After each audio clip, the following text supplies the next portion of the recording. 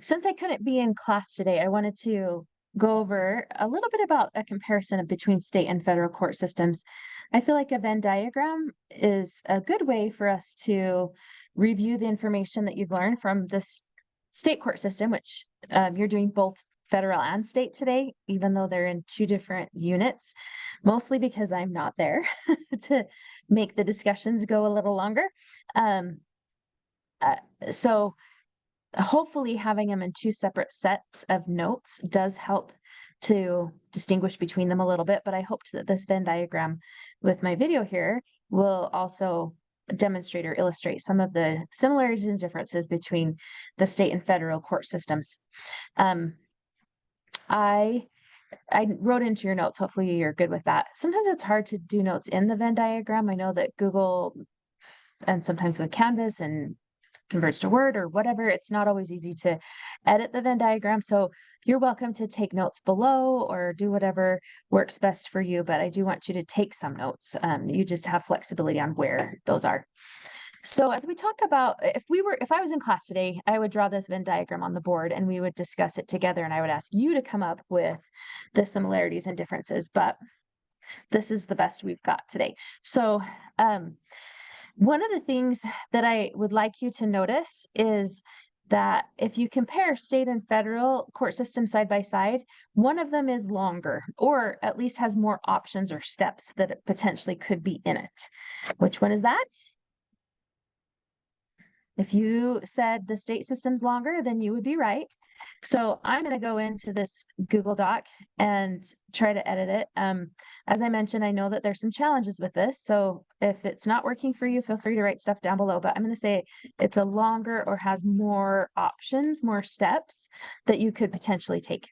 Since I'm already in the Venn diagram, I'm just going to keep going. Another thing that states have that federal doesn't have is they have some specialty courts. That's one of the reasons it's a little bit longer. Some of those specialty courts are family courts or juvenile courts that you learned about today in the Nearpod, or the last half of today in the Nearpod with state courts specifically.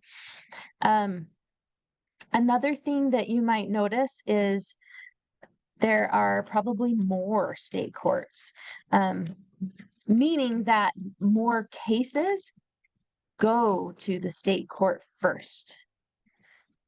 And part of that is that the states have a larger codex of laws or a larger listing of laws that are out there. And it's also kind of a jurisdictional thing because as we talked about jurisdiction, what we mean by that is where was that case going to be heard? We talked about, or hopefully you learned about today in the earlier Nearpod for federal court systems, that federal court systems really only hear a select type of case or select types of cases. And so most crimes are going to be heard in the state courtroom.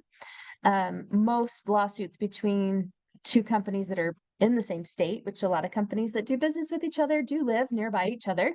So probably a majority of those types of cases of businesses suing each other would start in state court.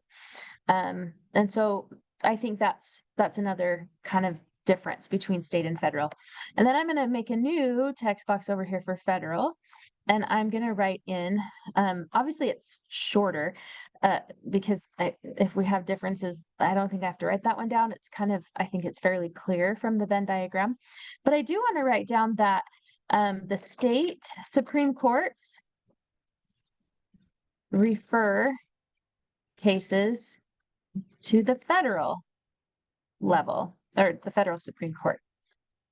So if you go to state court or state Supreme Court and you don't get an answer that you're happy with and you think that something was wrong with your trial, then you can appeal to the federal Supreme Court to hear your case. It's an appeal process. That they don't take very many cases like that. There's a Latin phrase that I can never pronounce. I think it's spelled certiorari or something like that, but they say on cert. So they do a review process and they decide which cases they will hear, and it's very few compared to the number that people apply to have heard. I'm also going to write down that we have limited jurisdiction, and I don't mean by that, I have to spell intentionally. I don't mean that that we talked about limited jurisdiction in like a justice court on the state side. That's not really what I mean when I write it under the federal court system, but there's only a few types of cases that are heard in federal courts. And we made a list of those in your notes on federal courts, or you did earlier today with the first of the two Nearpods. So what we're talking about there is they hear cases, copyright, bankruptcy. They hear cases about diversity of citizenship. If people are suing each other for a large amount, I think it's over $75,000, and they're from two different states. They'll hear cases that a state is a party to, unless the state is being sued by people from its own state. Like if the state of Utah is being sued, but it's all people who live in Utah, it'll be in the state court. If the state of Utah is being sued by people who live outside of Utah, it will be heard in a federal court. And I think that's really for fairness, because if Utah's being sued in a Utah courtroom by people who all live in Arizona, they could easily claim that it was bias against them because that, Utah is looking out for Utah. So those are some of the types of cases that are in jurisdiction. Maybe instead of the word limited jurisdiction, I might put like less or fewer cases have jurisdiction, something like that. Because I feel like when I say limited, it gives maybe the wrong picture, because we talked about limited jurisdiction for state courts.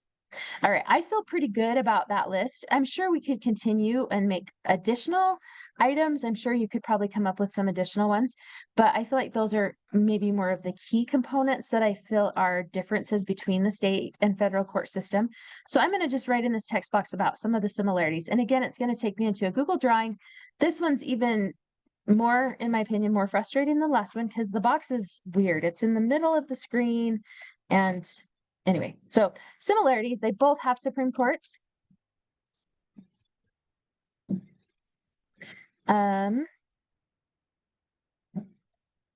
That's the big one that I can think of right off the bat.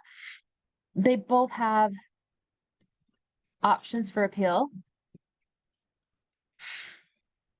And I am not loving my text box because now it's not showing everything. This spacing is bad. I might fix that on yours before I have you work on your assignment. So hopefully yours looks better than the one I'm recording right now.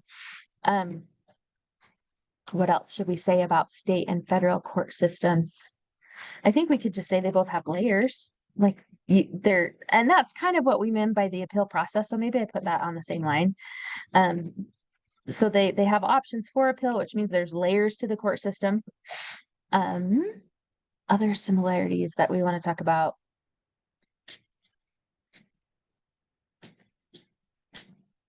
I'm feeling like that's a decent list. It's not a lot of stuff. It just kind of clarifies some of the key pieces.